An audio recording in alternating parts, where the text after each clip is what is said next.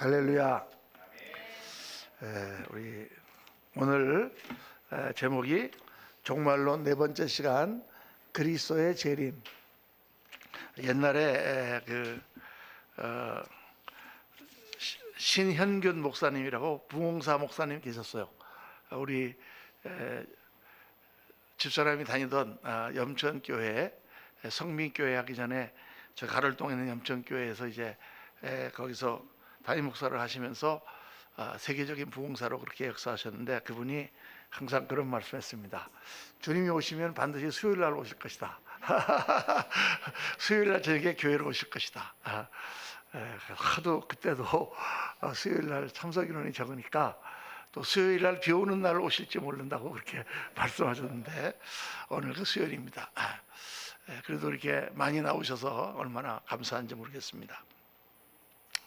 예수 그리스도의 재림, 우리가 소망하며 마라나타 주 예수여 어서 오시옵소서, 우리가 주님을 고대하고 기다리는 그런 제목입니다.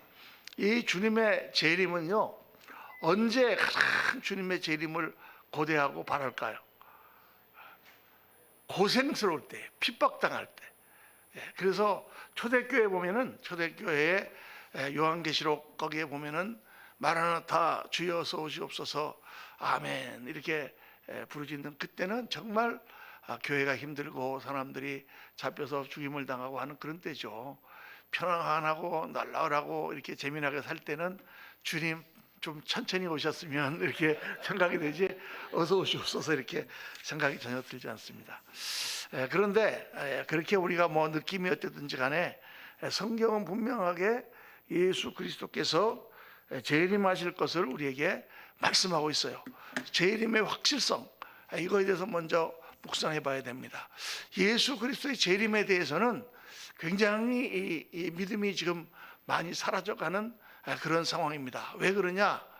우선 2000년 동안 예수님께서 오시지 않았기 때문에, 예수님께서 내가 곧 오리라, 곧 오리라, 또 때로는 이 세대가 지나가기 전에 내가 오리라 이렇게 말씀하셨는데, 그 말씀의 뜻은 우리 세대에 예수님이 오신다고 생각하고 그렇게 예수님 믿어라, 그런 긴박감을 주시는 말씀이죠. 그런데 그렇게 예수님을 기다리면서 핍박을 이기고 고생을 했는데 예수님은 2000년 동안 오시지 않았습니다. 그러니까 사람들이 참 예수님이 언제 오시나 하는 그런 믿음이 점점 흐려지는데, 특별히 이제 다니엘서를 공부를 해보면 다니엘서 8장이라든가 그런 내용에 보면은 거기에 날짜가 나와요. 인자 예수님의 모습이 나오고 예수님의 천사가 또 강가에 서서 말씀하는 예언이라든가 이런 게 나오면서 2300일이 지나면 내가 오리라, 2560일이 지나면 어떤 일이 일어난다, 뭐 이런 숫자들이 나오니까 그런 숫자들을 가지고 이제 이단들이 또 많이 그 하루를 1년으로 계산해 가지고 언제 예수님이 오신다, 언제부터 시작해서 그 2300년, 언제부터 시작해서 2560년 따질 것인가, 이거를 계속 연구를 해가지고 이단들이 이 재림에 대하여 아주 많은 문제를 일으켰습니다. 그게 언제부터 그랬냐면 1843년, 44년 때부터 그랬어요. 1844년에 윌리엄 밀러라고 하는 사람이 저 미시간주에 있는 그 어떤 마을에서 이 계산을 자기가 성경을 연구하면서 해보니까 아닥사스다 왕 무슨 조서를 발표한 날부터 2300년을 쭉 계산해서 딱 보니까 1844년도에 예수님 오신다. 그래서 이제 그 윌리엄 밀러라는 사람을 중심으로 해서 제7일 재림 안식교회가 생긴 것입니다. 그래서 1843년도에 오시나 했는데 안 오시니까 1844년 10월 12일 날 예수님이 오신다. 그래서 다 하얀 옷을 입고 그들이 전부 산에 올라가서 예수님을 다 기다렸는데 예수님 오시지 않았어요. 그러니까 성도들이 다 실망하니까 이거 다 거짓말인가 보다, 그리고 다 흩어지려고 그러잖아요. 그러니까 윌리엄 밀러가 뭐라고 그랬냐면, 자기가 내려오면서 환상을 봤는데 예수님이 이 땅에 오시진 않았지만 천상에서 지성소에서 나오셔서 성소로 나오시는 환상을 봤다. 이렇게 얘기를 함으로 이 안식교를 지탱하고, 그 후에 이제 제임스 화이트라는 사람과 그 부인 엘렌 G 화이트라고 하는 두 사람에 의해서 다시 이 재림 안식교가 이렇게 교리를 정비하고 조사심판 교리라든가 이런 걸 해서 이단으로 지금까지 내려오고 있는 것입니다. 그런가 하면 여호와의 증인, 또 유명한 이단인 여호와의 증인은 1917년도에 예수님이 오신다. 그래가지고 또 여호와의 증인도 그때 14만 4천을 모아가지고 전부 흰옷을 입고 예수님을 기다렸는데 예수님이 오지 않았어. 그러니까 또 어떻게 선포를 했냐면, 예수님은 우리가 보이도록 오시지는 않았지만 예수님은 천상에서 왕으로 임하셔서 지금 이 세계를 통치하고 계신다. 이렇게 또 교리를 변조해가지고 그렇게 사람들을 미혹을 했죠. 그렇게 하다가 우리가 잘 알다시피 좀 우리 집사람이 2000년 전 이야기는 절대 하지 말라고 그랬는데 1992년 9월 28일 날 예수님이 오신다. 왜 9월 28일, 9월 12일, 9월 달에 예수님이 오신다고 생각하느냐? 이제 그 이스라엘의 3대 절기가 있는데 첫 번째 절기가 6월절입니다. 6월절은 언제 있냐면 우리 부활절이 있을 때 6월절이 있죠. 예수님이 십자가에 달리시고 사흘 만에 부활하셨잖아요.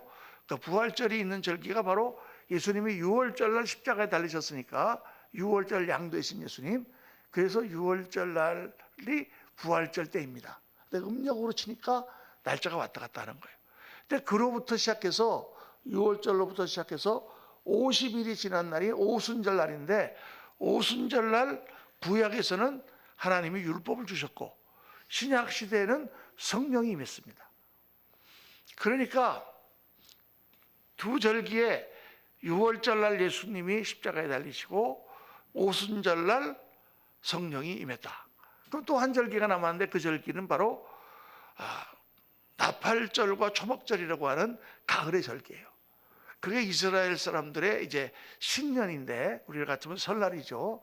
로시 하샤나라고 하는 설날인데 그 설날 1월 1일이 나팔절이라 그래서 하나님이 새해에 강림하시는 것을 나팔을 불면서 그들이 하나님 앞에 엎드리는 날입니다. 그 나팔절로부터 시작해서 열흘 동안 속죄절이 시작됩니다. 그래서 이 이스라엘 우리 한국 사람들은 설날 되면은 3일 동안 놀면서 뭐를 하죠? 고스톱을 칩니다. 그런데 이스라엘 사람들은 고스톱을 치는 게 아니라 설날부터 시작해서 열흘 동안 회개를 하죠. 하나님 앞에. 하나님이 임재 가운데 회개를 하는 것입니다. 그렇게 회개를 하고 그 정월 10일이 된 그날이 대속죄일, 욤키푸르라 그래서 대속죄일로 크게 온 백성이 하나님 앞에 회개를 하고, 그리고 5일이 지나고 나서 보름이 됐을 때 그때부터 초막절 절기가 일주일 동안 시작되는 것입니다. 그래서 이제 그때부터는 곡식을 추수한 모든 것들을 다 갖다 놓고 즐기면서 천막을 치고 하나님께서 광야에서 우리를 이렇게 지키시고 보호하셨다. 초막을 치고 거기서 불기둥으로 우리를 인도한 것을 생각해서 불을 환하게 켜놓고 반석에서 물을 낸 것을 기념해서 그 이스라엘 처녀들이 실로암 연못에서 물을 길어다가 성전에 갔다가 부으면서 초막절 행사를 하는 거죠. 요한복음에도 나오는데 요한복음 6장에 보면은 예수님께서 말씀하시잖아요. 명절 끝날 예수님께서 물을 길어오는 처녀들을 보시면서 나를 믿는 자는 그 배에서 생수가 강이 흐르는 것처럼 넘쳐나리라. 그 말씀을 하시는 게 바로 그날이라고 말이죠. 그래서 초막절이 있는 것입니다. 자, 그러니까 어떻게 생각하느냐? 나팔절, 신년 그날이 하나님이 강림하시는 날이다 이렇게 생각을 하니까 예수님이 6월절 날 십자가에서 죽으셨고 오순절 날 성령이 임하셨으면 예수님 재림하는 날은 나팔절일 것이다. 이렇게 추측을 하는 거죠. 성경에는 그게 나와 있지 않습니다. 물론 예수님이 뭐라고 그러셨어요? 나팔 소리와 함께 천군 천사를 데리고 예수님 오신다 그랬으니까 나팔 소리와 함께 임재하신다는 것은 맞는데 꼭 그게 나팔절인지는 모르는데 하여간 그래. 그래서 1992년 9월 28일이 바로 나팔절입니다.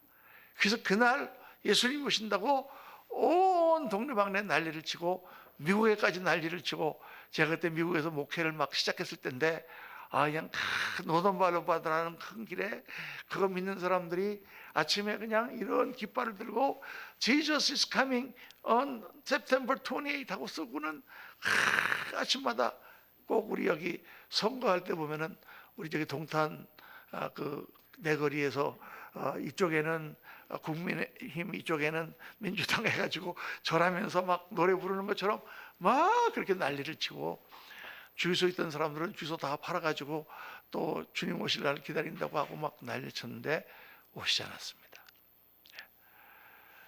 그렇게 몇 번이나 주님이 오신다라는 그런 이단들이 나서서 예수님의 재림을 예언하고 설쳤기 때문에 사람들은 더 재림을 안 믿게 됐어요. 제가 한번 이제 2000년쯤 됐을 때 미국에서 설교를 제가 한번 했습니다. 이게 바로 사탄 마귀의 전략이다. 이 사탄 마귀의 전략을 보면은요, 사람을 무디게 만드는 거죠. 무디게 만드는 거예요. 제가 이제 미국에 갔을 때 화들짝 좀 놀란 게 뭐냐면, 우리 그 둘째 딸 손자가 장난감을 많이 하나밖에 없으니까 그냥 애들이 돈 벌어갖고 죄 애들 장난감을 사주는데, 무지무지하게 장난감이 많은데 그 장난감이 전부 공룡이에요. 공룡. 그냥 징그러워 막, 그냥 잡으면 소리도 막 나고 불도 나고 막, 그런 공룡을 제가 지금은 좀 덜 좋아하는데 하여간 작년까지만 하더라도 수십 개를 모아가지고 그냥 그거를 또 지하실에다 다 늘어놔요. 공룡 밭을 만들어놔. 거기 들어가면 쥐라기 공원에 온 것 같은 그런 느낌을 받습니다. 뱀, 공룡 이런 건 성경에 용이거든요. 또 뱀이거든요. 그러니까 우리가 늘 징그럽게 생각하고 아주 이렇게 우리가 안 좋은 그런 동물로 생각하는 것을 가깝게 이렇게 만나, 가깝게, 친근하게. 또 PBS라고 미국의 공영방송국, 아이들 교육하는 교육방송국에 보면은 거기에 나오는 카운트라고 하는 그런 백작이 나옵니다. 카운트가 하나, 양 한 마리, 둘, 3 하면서 애들한테 숫자를 가르쳐 주는데, 왜 카운트냐? 카운트가 영어로 백작이라는 뜻이거든요. 근데 그 백작이 무슨 백작이냐면 드라큘라 백작이에요. 드라큘라 백작. 드라큘라 모양을 하고 아주 우습게 얼굴을 한 그런 백작이 카운트를 합니다. 드라큘라나 이런 거를 애들하고 친근하게 그렇게 가르치는 거예요. 은연중에 마귀는 그런 아주 흉측하고 정말 좋지 않은 것들을 친근하게 만드는 그런 전술을 쓰고 있다고 말이에요. 사탄이라든가 이런 것들을 아주 희화화한다든가 아주 그런 것들을 굉장히 이렇게 우습게 알도록, 농담으로 여기도록. 노아의 때에 롯과 그 아내가 가서 그 형제들에게 가서 그 딸들의 남편들에게 지금 하나님의 심판이 뭐니까 피하라고 그랬더니 농담으로 여겼더라. 농담으로 여겼더라. 그것처럼 그렇게 하는 거죠. 그래서 이 재림에 대해서 사람들이 더 이상 기존 교회에서 설교하지도 않고 얘기도 하지 않으려고 합니다. 왜냐하면 또 뭐 잘못하면 이단 소리 듣길 수도 있고, 그거 자꾸 얘기해봐야 사람들이 좋아하지도 않는데 뭐라고 얘기하냐. 근데 성경은 이 재림에 대해서 아주 확실하게 말씀하고 있는 거죠. 그러니까 그럴수록 재림은 뭐냐? 우리 믿는 자들의 소망이에요. 우리가 이 땅에서 좀 잘 먹고 잘 사니까 예수님 좀 천천히 오시면 좋겠다. 뭐 그렇게 생각하시는 분들이 계실지 몰라도, 여러분 이 땅의 삶은 잠깐이면 지나갑니다. 이 땅의 모든 불의와 모든 악한 것들을 다 멸하시고 정말 우리가 꿈꾸는 참된 하나님 나라를 건설하는 그 모든 역사의 시발점이 바로 예수 그리스도의 재림이죠. 그래서 예수님의 재림은 굉장히 중요한 사건입니다. 그리고 그렇기 때문에 성경에서 확실하게 말씀하고 있는 거죠. 이 예수님께서 내가 다시 오실 것이라는 것을 성경에 여러 번 말씀하셨습니다. 우리 말씀 한번 같이 읽겠습니다. 마태복음 24장 30절. 그때 인자의 징조가 하늘에서 보이겠고 그때 땅의 모든 족속들이 통곡하며 그들이 인자가 구름을 타고 능력과 큰 영광으로 오는 것을 보리라. 마태복음, 마가복음, 누가복음 또 요한복음에도 보면 14장 3절에 다 같이 가서 너희를 위하여 거처를 예비하면 내가 다시 와서 너희를 내게로 영접하여 나 있는 곳에 너희도 있게. 예수님이 다시 오시겠다. 내가 가서 거처를 마련하고 다시 오시겠다. 이런 말씀을 계속 여러 번 하셨습니다. 예수님만 그런 것이 아니라 신약 성경에 보면 계속 이 재림에 대하여 수없이 많은 곳에 증거하고 있죠. 사도행전 1장 11절 보면 가로되 갈릴리 사람들아 어찌하여 서서 하늘을 쳐다보느냐 너희 가운데서 하늘로 올라오신 이 예수는 하늘로 가심을 본 그대로 오시리라. 사도행전 1장 11절부터 시작해서 쭉 예수님의 재림에 관하여 말씀 나옵니다. 데살로니가서 4장 16절 다 같이 읽습니다. 주께서 호령과 천상의 소리와 하나님의 나팔 소리로 친히 하늘로부터 강림하시리니 그리스도 안에서 죽은 자들이 먼저 일어나고.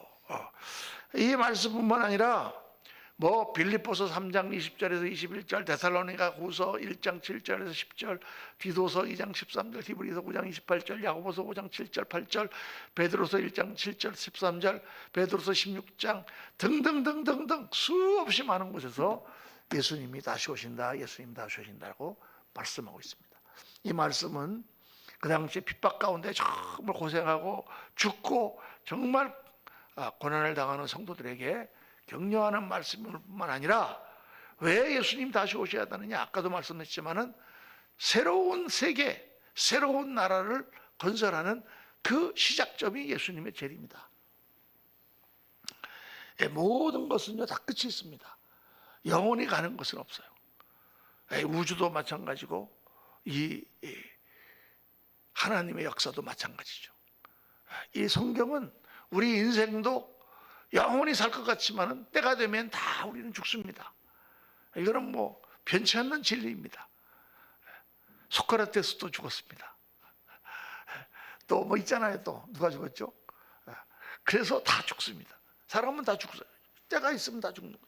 마찬가지로 이 시대도 때가 되면 하나님께서 다 마친다고 말씀하세요. 그래서 창세기 1장 1절 태초에 하나님이 천지를 창조하시니라는 말씀은 요한계시록 22장 21절 주여 어서 오시옵소서 아멘으로 딱 끝을 맺고 있는 것입니다. 마지막에 하나님께서 새하늘과 새 땅을 만드시고 생명나무가 우거진 곳에 정말 하나님의 백성들이 어린 양의 영광 가운데 사는 모습을 그림으로 인류의 역사에 구원의 역사가 막을 내리고 새로운 역사가 시작되는 것을 말씀하고 있어요. 그래서 우리가 이 땅에 살면서 이 땅에서 열심히 살고 이 땅에서 우리가 모든 일들을 하고 그렇게 살지만 예수 믿는 사람들은 이 땅에 속한 사람들이 아니요 하늘에 속한 사람들이다. 성경이 그렇게 말씀하고 있어요. 아멘입니까? 아멘. 우리는 이 땅에 살면서 하늘에 속한 사람들이다. 옛날에 우리 그 성교학 교수님이 한번 그런 말씀하셨어요. 우리는 몽키 나라에 사는 인간들이다. 아주 그냥 아주 극렬한 표현을 하셨어요. 원숭이 나라에 사는 다 사람들이 내가 원숭이 나라의 인간으로 서 있으니까 원숭이들이 아유 저 생긴 거 봐 이상하게 생겼어 털도 하나도 없어 어떻게 이렇게 맨들맨들하게 생겼지 하고 우리를 놀리겠지만은 그러나 우리는 인간이다. 그렇게 사는 거가 그리스도인이다. 그렇게 한번 설교를 한번 하신 적이 있었어요. 그것처럼 여러분 우리가 이 땅에서 살지만 우리는 우리의 소망은 하늘에 있고 우리는 하늘나라의 법도를 따라 살고 그 나라를 바라보며 사는 사람들이죠. 그래서 정말 예수께서 오신다라는 것을 믿는다는 것은 굉장히 우리에게 중요한 신앙적인 요소가 된다. 그런데 여기서 한 가지 우리가 알아야 되는 것은 예수님이 언제 오신다 하는 것은 불확실하다는 거예요. 그걸 수많은 이단들이 계산을 해서 언제 예수님이 오실 것이다 라고 했지만 하나도 맞지 않았습니다. 그럼 예수님이 안 오시냐? 아니죠. 분명히 오시긴 오시는데 그 시간과 그때는 아무도 모른다. 그때는 아무도 알 수가 없다. 제가 이거 한번 옛날에 설교 한번 한 적 있는 것 같은데, 이때는요 모르는 게 좋습니다. 여러분, 사람이 언젠가는 다 죽어요. 죽지만 죽는 날짜는 모르는 게 좋습니다. 내일 죽더라도 모르고 있다가 죽는 거지, 언제 내가 죽는다 한번 생각해 보세요. 내가 2028년 아니면 2038년 뭐 길게 잡았고 2058년이라 그래도 야, 그때까지 지금 몇 년 남았다, 이 꽂고 있어 보세요. 예, 얼마나 우리가 초조하겠습니까? 예. 그러니까 알아야 될 필요가 있는 것은 알아야 되지만 몰라야 되는 것은 몰라야 되는 거죠. 예수님의 재림도 마찬가지예요. 분명히 오시지만 그때는 절대 알 수가 없다. 마가복음 13장 32절에 우리 다 같이 한번 시작. 그날과 그때는 아무도 모르나니 하늘에 있는 천사들도 아들도 모르고 아버지만 아시느니라. 주의하라, 깨어 있으라. 그때가 언제인지 알지 못함이라. 이거를 갖다가 이 말씀에 분명히 이렇게 돼 있는데도 불구하고 우리는 알 수 있다. 여기서 아들은 아들을 예수님이 아니라 무슨 다른 걸로 해석하고 막 이러는 사람들이 있습니다.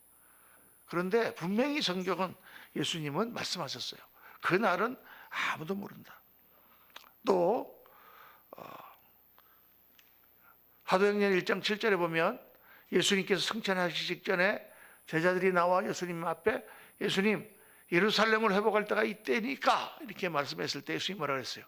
이르시되 때와 기한은 아버지께서 자기 원한에 두셨으니 너희 알 바니요 오직 성령이 너희에게 마시면 너희가 권능을 받고 예루살렘과 온 유대와 사마리아 땅까지 이르러 내 증인이 되리라 말씀하셨다고 말이죠. 예, 그래서 때는 알 수가 없어요. 그런데 때는 알 수가 없지만 그 때가 가까워 왔으면 우리가 알 수가 있다고 성경은 말씀합니다.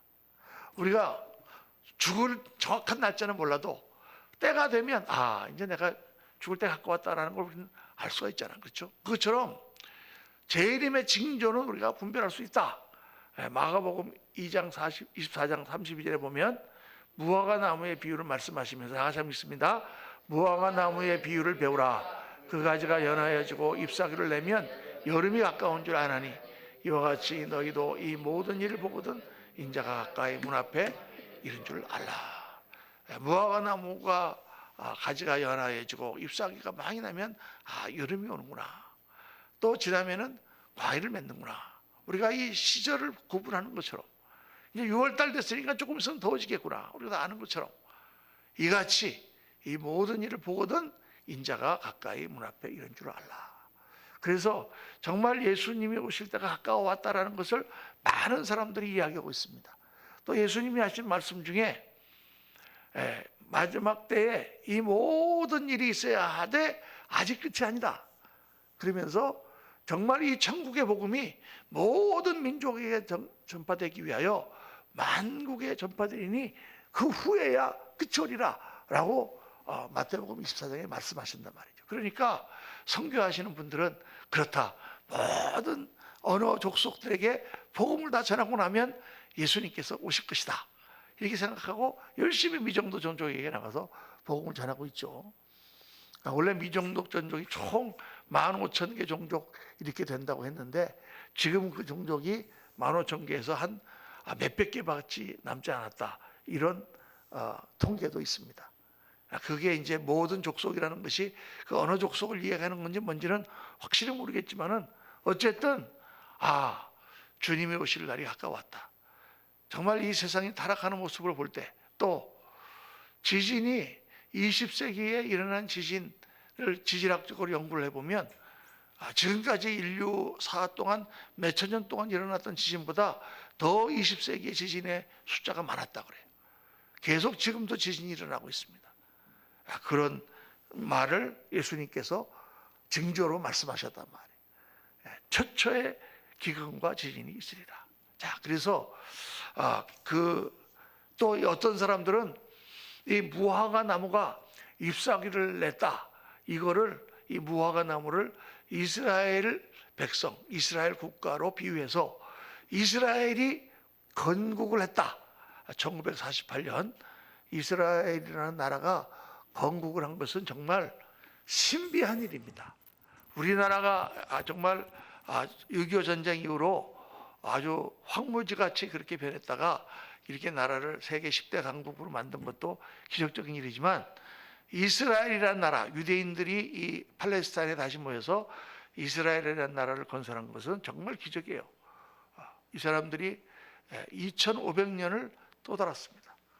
전 세계에서 핍박을 당하고, 2차 대전 때는 히틀러에 의해서 600만이 학살을 당하면서 그렇게 곳곳에서 장사를 하면서 사람들의 조롱을 받고 멸시를 받으면서 집시처럼 떠돌아다니다가 결국 이 2차 대전이 끝나고 이 유대인들이 결성한 그 시온주의 단체라고 하는 곳에서 로비를 해서, 그때 영국이 신탁 통치하고 있던 팔레스타인 땅에 이스라엘 사람들이 막 몰려들었습니다. 올해 1900년도 초부터 조금씩 이주를 시작해가지고, 그래가지고는 정말 아주 극적으로 유엔의 결의를 얻어서 아랍 제국 한가운데 이스라엘을 세웠죠. 그때 이스라엘 백성들은요, 언어가 없었어요. 히브리 말을 다 잊어버렸어요. 아무도 히브리 말을 아는 사람이 없는 거예요. 그래서 성경과 탈무드와 다른 여러 가지 미슈라 문서와 이런 문서들을 다 연구를 해서 다시 히브리 말을 만들었습니다. 여러분, 말은 있는데 문자가 없어서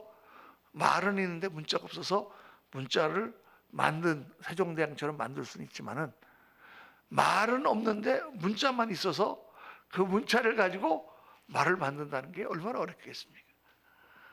아람어라든가 시리아의 그런 언어들이 남아 있으니까 그것들을 삼아서 지금의 이스라엘어를 만들었어요. 참, 그러니까 얼마나 기적입니까? 그래서 이 이스라엘이 건국한 게 주님이 가까이 오신 징조다, 이렇게 보는 사람들도 있는데, 그건 조금 지나친 해석이다라고 봅니다. 왜? 무화과 나무라고 해서 그걸 반드시 이스라엘이라고 볼 수는 없다, 우리가 이렇게 또 해석할 수가 있는 거죠. 그래서 그러면 시간이 모른다면은 어떤 것을 주님께서 말씀하시는가? 또 데살로니가전서 5장 4절에 보면, 형제들아 너희는 어둠에 있지 아니하며 그날이 도둑같이 너희에게 임하지 못하리니. 어떤 곳에는 그날이 도둑같이 임한다. 도둑이 언제 올지 알 수 있습니까? 뭐 알 수 있으면 당연히 방비하겠죠.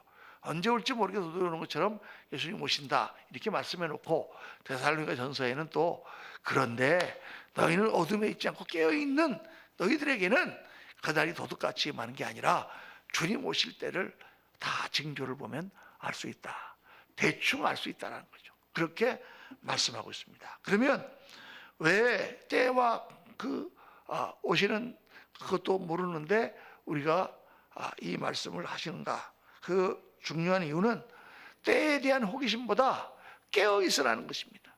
주님이 다시 언제 올지 모르는 그런 긴박함 가운데 깨어 있으라. 그래서 마가복음 14장 35절, 우리가 그냥 가만히 있으면 졸리니까 같이 계속 읽겠습니다. 그러므로 깨어 있으라. 집주인이 언제 올는지, 혹 저물 때일는지 밤중일는지 다구울 때일는지 새벽일는지 너희가 알지 못함이라. 언제 나갔던 주인이 돌아올지 모르니까 대기하고 있는 종처럼 깨어 있으라. 깨어 있으라. 또 긴박감을 가지고 살라. 언제 주님이 오실지 모르니까, 언제 이 모든 것을 계산할지 모르니까. 그 성경에 주님께서 비유로 그런 걸 많이 말씀하시잖아요. 종이 늘 주인이 올 때를 대기하고 기다리고 있는 종과, 그렇지 않고 먹고 마시고 다른 종들을 때리면서 놀고 있다가 불시에 주인이 다시 들이닥치면은 큰 그걸 당한다. 또 10처녀의 비유를 말씀하시면서 5처녀는 기름을 준비하고 5처녀는 준비하고 있지 않다가 졸고 있다가 신랑이 오는 그런 모습 가운데 그들이 잔치에 참여하지 못한다. 이런 여러 가지 비유를 통해서 주님이 말씀하시는 중요한 포인트는 우리가 긴박감을 가지고 살아라는 것입니다. 언제 주님이 오실지 모르는 그런 생각을 가지고 정말 열심히 오늘 맡은 바 일들을 충성되게 감당하라. 이게 주님 재림의 골자죠. 여러분, 여기서 우리가 정말 우리 생각해야 되는 것은 인생은 반드시 결산한다고 성경은 말씀하고 있습니다. 그냥 대충 살다가 살아치우고 마는 게 아니에요. 수많은 비유를 통해서 달란트의 비유, 문화의 비유, 또 종의 비유, 뭐 열처녀의 비유, 수많은 비유를 통해서 예수님은 반드시 우리의 인생, 주어진 인생에 대해서 하나님 앞에 갔을 때 결산한다. 고린도전서 3장 7절에서 9절 말씀처럼 심는 자와 물 주는 자는 일반이나 각각 자기의 일한 대로 자기의 상을 받으리라. 여러분, 저와 여러분은 다 상 받는 우리 그런 제자들이 되어야 될 줄로 믿습니다. 여러분, 이 땅에서 삶이 물론 소중하죠. 열심히 살고 잘 살고 행복하게 살고 우리가 좋은 거를 많이 봐야 됩니다. 그러나 좋은 일이 있으면 또 나쁜 일은 항상 있어요. 아이들이 뭐 다 결혼을 잘해가지고 또 아주 축복받습니다. 그럼 또 그 다음에 또 1년 지나 보면 또 뒤따 싸워가지고 또 서로 간에 또 막 그래가지고 속을 썩이고, 그런가 하면 또 애를 낳았고 또 애 때문에 속을 썩이고, 또 애가 잘 크면 좋은데 또 애가 공부도 제대로 못하고 그러면 또 그것 때문에 또 속 썩이고, 얘가 있는데 성격이 얘가 좀 이상해가지고 밥도 잘 안 먹고 그런다 그러면 그것 때문에 또 속 썩고. 여러분, 좋은 게 항상 있는 것 같으면 또 나쁜 것도 계속 있는 거예요. 인생은요. 그 가운데 우리가 살아가는 거죠. 그렇죠? 그 모든 일 가운데 우리가 주의 사명을 생각하고 또 하나님 나라를 바라보며 그 나라를 분명한 목표 의식을 가지고 살아가야 된다. 그걸 주님께서 강조하시는 거예요. 그래서 재림의 성격은 어떠냐? 뭐 몇 가지를 우리가 많은 걸 생각할 수 있지만은 간단하게 세 가지 정도만 생각하면, 첫째는 오순절 성령 강림이 예수님의 재림이 아니다. 왜냐? 많은 사람들이 이렇게 해석을 합니다. 그래서 예수님이 우리한테 오신다는 게, 봐라, 이 세대에 오신다고 하는 말이 뭐냐? 오순절 때 오신 것이 예수님 아니냐? 요한복음 14장에 보면 16절에 그런 말씀 나오거든요. 내가 너희에게 또 다른 보혜사를 너에게 보내리니, 예수님이 보혜사신데 또 다른 보혜사를 보낸다고 하셨으니 그게 바로 오순절 성령이 예수님이 오신 것이다. 이렇게 해석하는데 그건 아닙니다. 성령은 성령이고 예수님은 어떻게 오신다 그랬어요? 인격적이고 육체적인 모습으로 오신다. 너희가 가시는 것을 보면 그대로 오시리라. 이렇게 말씀했거든요. 요한복음 14장 3절 다시가 시작. 가서 너희를 위하여 거처를 예비하면 내가 다시 와서 너희를 내게로 영접하여 나 있는 곳에 너희도 있게 하리라. 인격적인 모습으로 우리와 대화하시는 그런 모습으로 예수님은 오시고, 그리고 육체적인 모습으로 오신다. 또 이단들이 아까 말씀한 것처럼 예수님께서 영적으로 천상에 재림하셔서 이미 통치를 시작하셨다든가, 예수님이 지성소에서 나오셔서 성소로 들어가셨다, 이거는 아니다 그 말이에요. 예수님은 가시적으로 임하신다고 말씀하고 있습니다. 눈에 다 보도록. 그래서 누가복음 계시록 1장 7절에 다 같이 시작. 볼지어다 그가 구름을 타고 오시리라. 각 사람의 눈이 그를 보겠고 그를 찌른 자들도 볼 것이요 땅에 있는 모든 족속이 그로 말미암아 애곡하리니 그러하리라. 아멘. 왜 예수님이 재림하시는데 모든 족속이 애곡을 할까요? 왜 통곡을 할까요? 예수님이 오시는 것은 바로 심판과 더불어 오시기 때문입니다. 예수님이 오시는 것은 믿지 않는 자들을 심판하시고 믿는 자들을 상 주시는 바로 그 순간이기 때문에 그를 찌른 자들도 볼 것이요 각 사람의 눈이 그를 볼 것이다 라고 말씀하고 있습니다. 또 재림의 주님은 영광의 모습으로 오십니다. 예수님이 초림하셨을 때는 저 베들레헴 마구간에서 낮고 천하게 그렇게 비천한 모습으로 오셨지만, 다시 오시는 예수님은 영광 가운데 오세요. 그래서 누가복음 21장 17절 다 같이 시작. 그때의 사람들이 인자가 구름을 타고 능력과 큰 영광으로 오는 것을 보리라. 여러분, 우리가 이 땅에서 겸손하고 낮고 또 여러 가지로 많이 손해를 보는 것 같은 생각을 가지고 우리가 살지만, 그 다 이 땅에서 주님 보상해 주십니다. 이 땅에서. 그리고 주님 앞에 갔을 때 영광으로 우리에게 면류관으로 보상해 주신다고 말씀하고 있죠. 그러니까 이 땅에서 우리가 예수 믿고 사는 거는 절대 손해 보는 게 아닙니다. 정말 투자죠, 투자. 정말 이 땅에서 심고 약한 것으로 심고 강한 것으로 거두고 또 천한 것으로 심어서 영광된 것으로 거두는 것이 그리스도인의 삶입니다. 자, 마지막으로 계시록 1장 13절부터 예수님이 나타나신 요한에게 나타나신 모습을 한번 같이 읽겠습니다. 촛대 사이에 인자 같은 이가 발에 끌리는 옷을 입고 가슴에 금띠를 띠고 그의 머리와 털의 희기가 흰 양털 같고 누운 같으며 그의 눈은 불꽃 같고 그의 발은 풀무불에 단련한 빛난 주석 같고 그의 음성은 많은 물소리와 같으며 그의 오른손에 7별이 있고 그의 입에서 좌우에 날성검이 나오고 그 얼굴은 해가 힘있게 비치는 것 같더라. 이 그림은 다 어떤 뜻이 모습이냐? 우바스 정금띠를 띤 장군의 모습이죠.